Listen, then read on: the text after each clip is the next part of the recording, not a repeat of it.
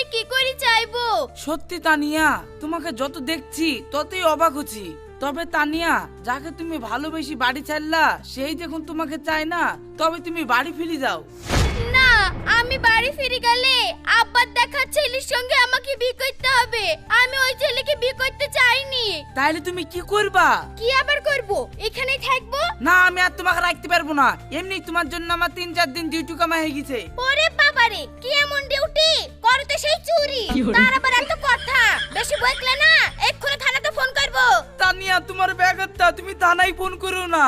এই যে বাড়িতে বসে বসে খাচ্ছি, এদিকে আবার পকেটের টাকাও সব শেষ হতে চললো। এখন আমার চলবে কি করি? আকাশ, তুমি চিন্তা করো না, আমার এই মালাটা বিক্রি করে তুমি বাজার করিলে আসোগা। কিন্তু কোনো কিন্তু না, যাও তো। না, আমি আবার পুলিশকে ফোন করব। না না, যাচ্ছি যাচ্ছি।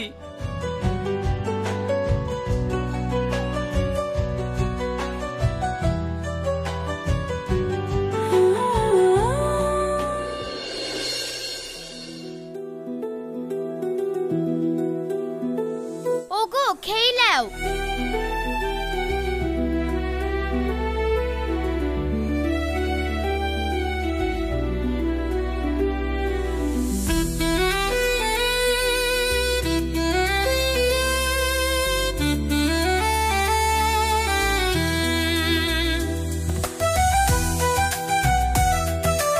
বাহ, মেয়েটা তো খুব কাজের।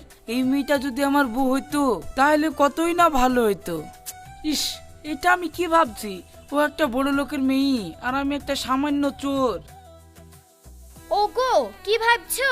না, কিছু না, রান্নাটা খুব ভালো হয়েছে। আচ্ছা আকাশ, তোমাকে একটা কথা বলবো? হ্যাঁ, বলো। তুমি সব থাকলেও চুরি কেন করো? চুরি করা কাজটা কি তুমি ছাড়তে পারো না? হ্যাঁ, চুরি করা কাজ ছাড়লে আমি খাবো কি? শুনো, এই দেখো আমার কানের গোলা তুমি বিক্রি করে দাও। দিয়ে ওই টাকা দিয়ে তুমি একটা ব্যবসা করো। তুমি চুরি করো না, আমার ভালো লাগে না। কিন্তু ঠিক আছে ঠিক আছে।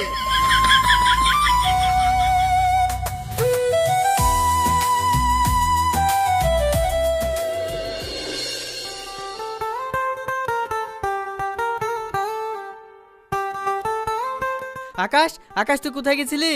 ও, তানিয়ার লেগে কটা বাজার করতে গেছিলাম।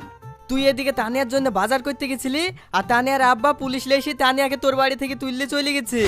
ইয়া, তুই কি বলছিস? হ্যাঁ, আমি ঠিকই বলছি।